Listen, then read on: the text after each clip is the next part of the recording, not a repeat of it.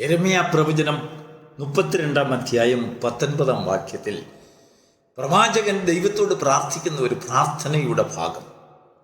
19-ാം വാക്യം: കർത്താവേ, നീ ആലോചനയിൽ വലിയവനും പ്രവൃത്തിയിൽ ശക്തിമാനും ആകുന്നു.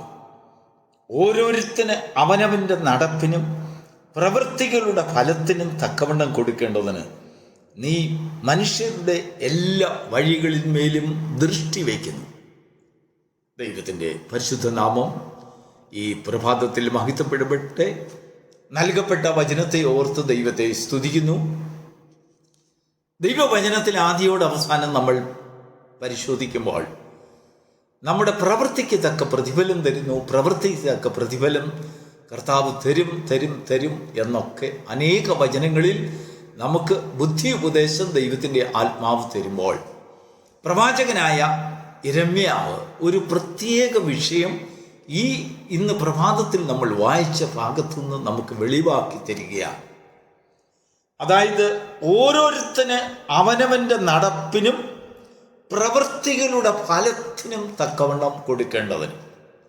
അതിൻ്റെ അർത്ഥം, നമ്മൾ ഒരു പ്രവൃത്തി ചെയ്താൽ ആ പ്രവൃത്തിയിൽ നിന്ന് ഉരുത്തിരിയുന്ന ഫലം എന്താണ്, ആ ഫലത്തിന് വേണ്ടി അല്ലെങ്കിൽ ആ ഫലം വരുന്നത് വരെ ദൈവം കാത്തിരിക്കുന്നു, ദീർഘക്ഷമയോടെ കാത്തിരിക്കുന്നു. നമ്മളിന്മേൽ, നമ്മുടെ വഴികളിന്മേൽ ദൈവം ദൃഷ്ടി വയ്ക്കുന്നു എന്നാണ് പ്രവാചകൻ നമുക്ക് മനസ്സിലാക്കി തരുന്നത്. ഇങ്ങനെ ദൈവത്തിൻ്റെ വചനം വായിക്കുമ്പോൾ നമുക്കെല്ലാവർക്കും അറിയാവുന്ന പ്രസിദ്ധമായ ഒരു കഥ എൻ്റെ ഓർമ്മയിൽ വരുന്നു. ഒരിക്കൽ ഒരു രാജാവ് തനിക്ക് മക്കളില്ലാതിരുന്നതിനാൽ രാജ്യത്തിന്മേൽ അടുത്ത രാജാവായി ആര് വരണം എന്ന് വളരെയധികം ചിന്തിച്ചു.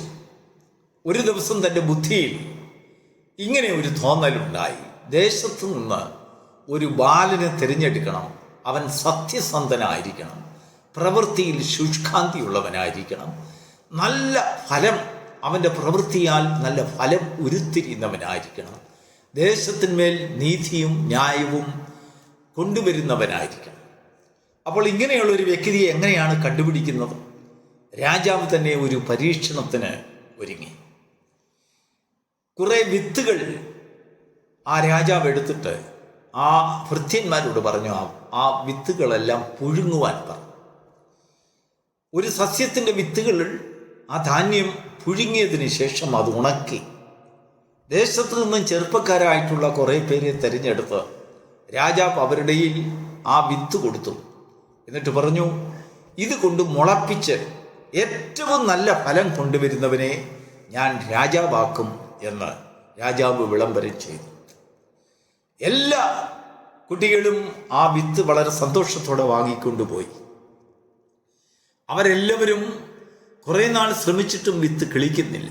അങ്ങനെ അവർ പല വഴികളും നോക്കിയിട്ട് ചിലരെല്ലാം വെളിയിൽ നിന്ന് അതേ വിത്തിനാൽ ഉളവായിട്ടുള്ള അല്ലെങ്കിൽ തൈകൾ വാങ്ങിച്ചു കൊണ്ടുവന്ന് ഒരു ചട്ടിയിൽ ആക്കി നല്ല പൂക്കളോടുകൂടി വളരെ മനോഹരമായി മറ്റുള്ളവരെല്ലാവരും അങ്ങനെ ഓരോരോ കഴിവിനാൽ മുളപ്പിച്ചു കൊണ്ടുവന്ന് രാജാവിൻ്റെ അടുത്ത് കൊണ്ടുവന്നു. രാജാവ് പരീക്ഷണത്തിനായി നിശ്ചയിച്ചിരിക്കുന്ന ദിവസം അതെല്ലാം നോക്കി. ഒരു കുട്ടി മാത്രം കരഞ്ഞും കൊണ്ട് അവൻ രാജാവ് കൊടുത്ത ആ വിത്തുമായിട്ട്, ആ ചട്ടി മണ്ണിൽ ഇട്ട വിത്തുമായിട്ട് രാജസന്നിധിയിൽ വന്നു. രാജാവ് ആദ്യം ആ കുട്ടിയോട് വളരെ കോപിച്ച് സംസാരിച്ചു. നീ എന്തുകൊണ്ടാണ് ഇങ്ങനെ വന്നത്? മറ്റുള്ളവരെല്ലാവരും നല്ല ഫലമൊക്കെ കൊണ്ടുവന്നല്ലോ, നല്ല പൂക്കളും കായ്കളും ഒക്കെ നിറഞ്ഞ ചെടിയുമായിട്ട് തണ്ട് വന്നിരിക്കുന്നു. നീ ഞാൻ പറഞ്ഞതുപോലെ ചെയ്തില്ലയോ? എൻ്റെ വാക്കനുസരിച്ചില്ലേ? എന്നൊക്കെ ആ കുട്ടിയെ ഇച്ചിരി കോപമായിട്ട് രാജാവ് ഇടപെട്ടു. ആ കുട്ടി കരഞ്ഞുകൊണ്ട് രാജാവിനോട് പറഞ്ഞു, രാജാവേ, എൻ്റെ ബുദ്ധിയിൽ നിന്ന് ഞാൻ ഈ വിത്തിനെ കിളിപ്പിക്കാൻ നോക്കിയിട്ട് ഇത്രയും നാളും നല്ല പരിചരണമൊക്കെ കൊടുത്തു, പക്ഷെങ്കിൽ എൻ്റെ ചട്ടിയിൽ ഇത് മുളച്ചില്ല. ആ സത്യം രാജാവിനോട് പറയുവാനാണ് ഞാൻ വന്നത്. നല്ല ഫലമുണ്ടാക്കിയവർക്ക്, നല്ല പൂക്കളുമായിട്ട് വന്നവർക്ക് രാജസ്ഥാനം കൊടുത്താലും ഞാൻ എൻ്റെ കാര്യം സങ്കടത്തോടെ അറിയിക്കുവാനാണ് രാജാവിൻ്റെ അടുത്ത് വന്നത് എന്ന് പറഞ്ഞു. ദൈവത്തിന് സ്തോത്രം. അപ്പോഴാണ് രാജാവ് കുട്ടികൾക്ക് കൊടുത്തതായ വിത്തുകളെല്ലാം പുഴുങ്ങിയ വിത്തുകളാണ്. അതൊന്നും മുളയ്ക്കുന്ന വിത്തുകളല്ല. മറ്റുള്ള കുട്ടികളെല്ലാം മുളപ്പിച്ച് കൊണ്ടുവന്നതെല്ലാം വെളിയിൽ നിന്ന് വാങ്ങി കള്ളത്തരമായിട്ട്, അല്ലെങ്കിൽ രാജാവ് അറിയാതെ അവരുടെ ഉപായ കൊണ്ട് മുളപ്പിച്ചുണ്ടാക്കിയതായ ഫലങ്ങളാണ്, പൂക്കളാണ് കൊണ്ടുവന്നത് എന്ന് രാജാവിന് മനസ്സിലായി. രാജാവ് മുളയ്ക്കാതെ കൊണ്ടുവന്ന ആ കുട്ടിയെ രാജാവാക്കുവാൻ പ്രസാദമായി. കാരണം സത്യസന്ധതയോട് സത്യത്തിനു വേണ്ടി കാത്തുനിന്നു. അവൻ്റെ പ്രവൃത്തി അത് മുളയ്ക്കാതിരുന്നതാണ് അവൻ്റെ പ്രവൃത്തിയുടെ ഫലം. അത് മുളയ്ക്കാതിരുന്നിട്ടും വെളിയിൽ പോയി ഉപായത്താൽ ഒരു മുളയ്ക്കുന്ന വിത്ത് വാങ്ങിച്ചു കൊണ്ടുവന്ന് കള്ളത്തരമായി ഒരു പൂക്കൾ ഉണ്ടാക്കിയ ചട്ടിയെ രാജാവിൻ്റെ സന്നിധിയിൽ പ്രദർശിപ്പിക്കുവാൻ അവൻ മുതിർന്നില്ല. അവൻ സത്യത്തിനു വേണ്ടി നിലകൊണ്ടു. ദൈവത്തിന് മഹത്വം ഉണ്ടാകട്ടെ. നോക്കൂ, ദൈവത്തിൻ്റെ പ്രവൃത്തിയും അങ്ങനെയാണ്. ഇന്ന് നാം വായിച്ചതായ ഭാഗം ഓരോരുത്തന് അവനവൻ്റെ നടപ്പിനും പ്രവൃത്തികളുടെ ഫലത്തിനും തക്കവണ്ണം കൊടുക്കേണ്ടതിന് അവൻ മനുഷ്യരുടെ എല്ലാ വഴികളിലും ദൈവം തൻ്റെ ദൃഷ്ടി വയ്ക്കുന്നു. ദൈവത്തിന് മഹത്വം ഉണ്ടാകട്ടെ. നമ്മളൊരു പ്രവൃത്തി ചെയ്യുമ്പോൾ ആ പ്രവൃത്തിയിൽ നിന്ന് ഉരുത്തിരിയുന്ന ഫലം എന്താണ്? നല്ലതാണോ തീയതാണോ? നല്ല ഫലം കഴിക്കുന്നുണ്ടോ? 30 മേനി, 60 മേനി, 100 മേനി എന്നൊക്കെ നമ്മുടെ സന്തോഷത്തെ കൊണ്ട് നമ്മൾ പറയും. എന്തു ഫലമാണ് നമ്മൾ ആ പ്രവൃത്തിയിൽ നിന്ന് ഉളവാക്കുന്നത്? നമുക്കെല്ലാവർക്കും ദൈവം തൻ്റെ ആത്മാവിനെയും തൻ്റെ രക്ഷയുടെ ദൂതിനെയും ദൈവത്തിൻ്റെ നീതിയെയും ദൈവത്തിൻ്റെ സാമീപ്യത്തെയും നമ്മുടെ വാക്കുകളും പ്രാർത്ഥനകളും ഒക്കെ കേൾക്കുന്ന ദൈവത്തിൻ്റെ മഹാദയും കരുണയും ഒക്കെ ഊറ്റി നമ്മോട് അടുത്തിടപെടുമ്പോൾ ദൈവവുമായിട്ടുള്ളതായ സാന്നിധ്യത്തിൽ, അവന്മേലുള്ളതായ വിശ്വാസത്തിൽ കൂടെ, അവൻ നമുക്ക് തന്നതായ കൃപയിൽ കൂടെ നാം എന്തു ഫലങ്ങളാണ് നമ്മുടെ പ്രവൃത്തികളാൽ ഉരുവാക്കുന്നത് എന്ന് ദൈവം നമ്മെ നോക്കിക്കൊണ്ടിരിക്കും. നമ്മൾ എന്ത് പ്രവൃത്തിയാണ് ചെയ്യുന്നതെന്നുള്ളതല്ല. നോക്കൂ, മറ്റുള്ള വചനങ്ങളിലല്ല മനുഷ്യപുത്രന്മാരുടെ പ്രവൃത്തിക്ക് തക്ക പ്രതിഫലം ദൈവം കൊടുക്കുന്നു എന്ന് പറയുമ്പോൾ ഇവിടെ വ്യത്യസ്തമായ ഒരു ഭാഗം ദൈവത്തിൻ്റെ ആത്മാവ് പ്രവാചകനിൽ കൂടെ നമുക്ക് എടുത്തു കാണിക്കുക. നമ്മുടെ പ്രവൃത്തിയാൽ ഉരുവാകുന്ന ഫലം എന്താണ്? ആ ഫലത്തിന് എന്ത് ഗുണമുണ്ട്? ആ ഫലത്തിന് എന്ത് വിലയുണ്ട്? നമ്മളെല്ലാവരും കൃഷി ചെയ്യുന്നവരാണ്. കുറച്ച് പയർ കൃഷി നമ്മൾ ചെയ്തുകൊണ്ടിരിക്കട്ടെ. ആ പയറിൽ നിന്ന്, അല്ലെങ്കിൽ ആ കൃഷിയിൽ നിന്ന്, പച്ചക്കറിയിൽ നമുക്കുണ്ടാകുന്ന ഫലങ്ങൾ നമ്മൾ ചന്തയിലേക്ക് കൊണ്ടുപോകുമ്പോൾ എന്താണ് സംഭവിക്കുന്നത് അറിയാമോ? ഒരു നല്ല കച്ചവടക്കാരൻ അതിനെ സെക്ഷനായിട്ട് തിരിക്കും. A grade, B grade, C grade എന്നിങ്ങനെ ആ ഫലത്തെ തിരിക്കും. ഒരു ഊനവും ഇല്ലാത്തതായ നല്ല നല്ല ഫലങ്ങളാണെങ്കിൽ അതിന് നല്ല വില കിട്ടും. ഒരു വാഴക്കുല ചന്തയിൽ കൊണ്ടുപോയി നോക്കൂ. കുരുട്ടുകളൊന്നും ഇല്ലാത്ത നല്ല ദൃഢമുള്ള വാഴക്കായ്കളാണ് അതിനുള്ളതെങ്കിൽ അതിന് നല്ല വില കിട്ടും. കാണുവാൻ ഭംഗി, അതിന് നല്ല തൂക്കം, നല്ല ആരോഗ്യം. അവൻ്റെ പ്രവൃത്തികൾക്ക് നല്ല ഫലമുണ്ടായി.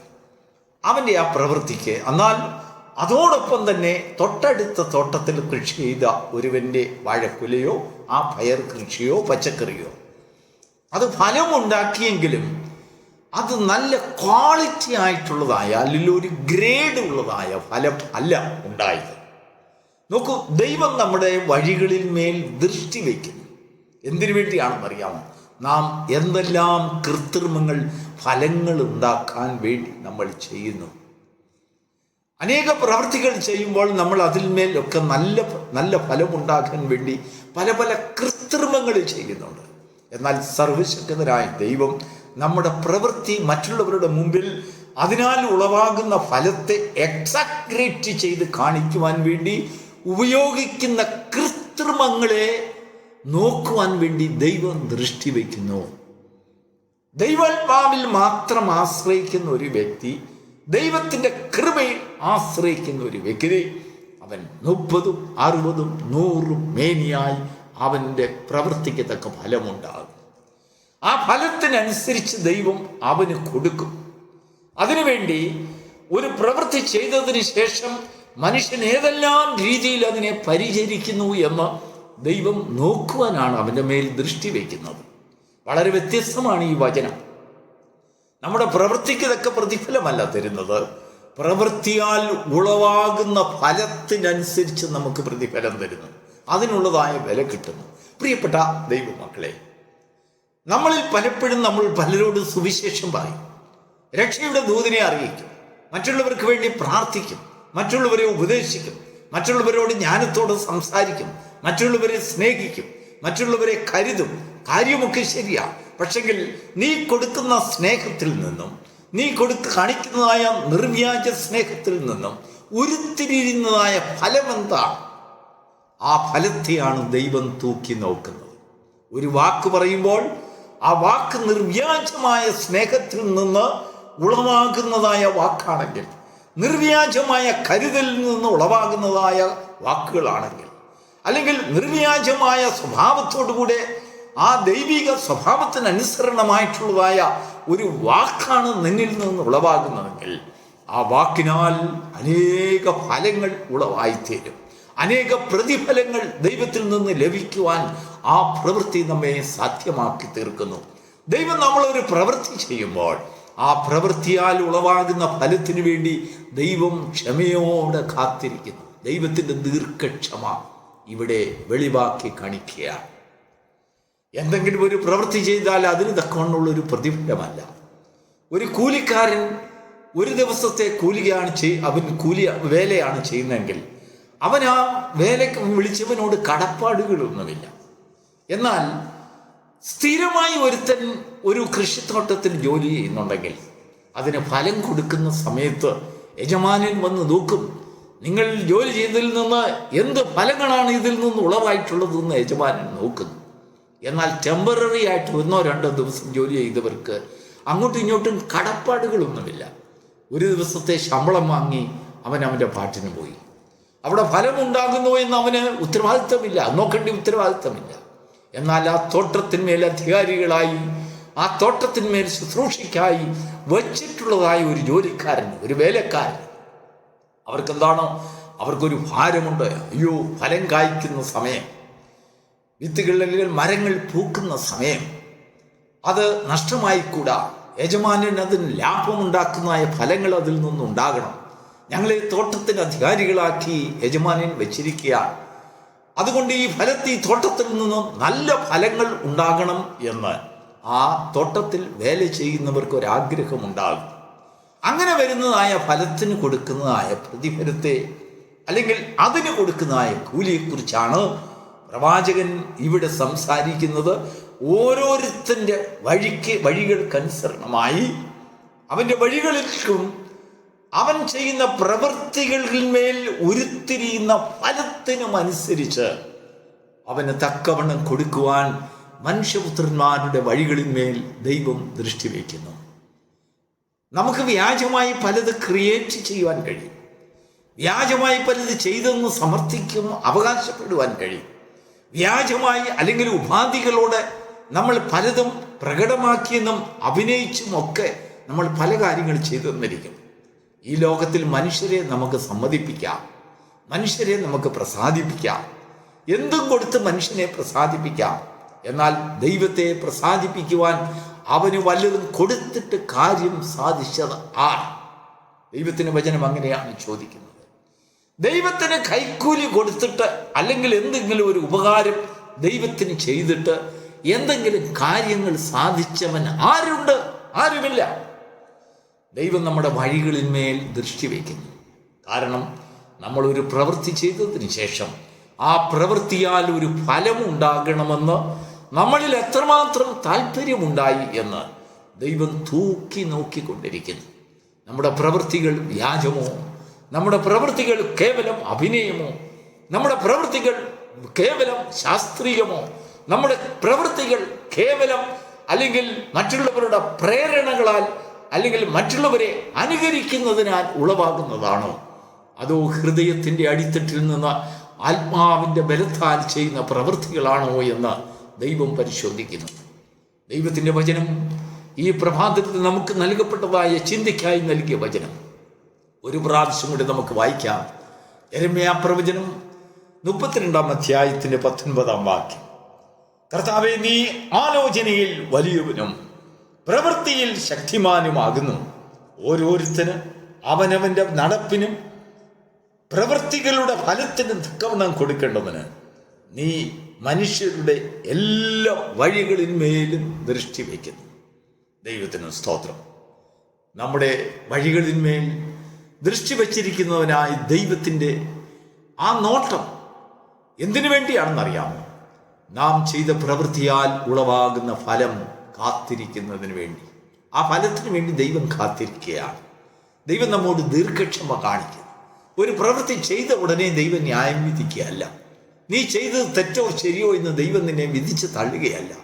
ദൈവം നിന്നെ സ്നേഹത്തോടെ ചേർത്തണയ്ക്കുന്നു.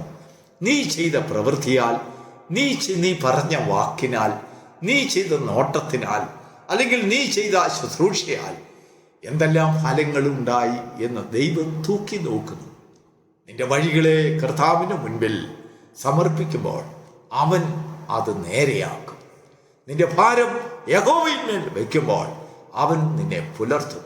നിന്റെ ഹൃദയത്തെ ദൈവത്തിൻ്റെ സന്നിധിയിൽ തുറന്ന് സമ്മതിക്കുമ്പോൾ അവൻ അതിനെ ശുദ്ധീകരിക്കും. അവൻ നിന്റെ ഉള്ളിൽ വരുമ്പോൾ അവൻ നിനക്ക് നല്ല ആലോചനകൾ പറഞ്ഞു വരും. അവൻ നിന്നോടുകൂടെ ഉള്ളപ്പോൾ നിന്റെ വഴികളിൽ, ചൊവ്വുള്ള വഴികളിൽ കൂടെ നടക്കുവാൻ അവൻ നിനക്ക് വഴികാട്ടിയായിരിക്കും. God bless you.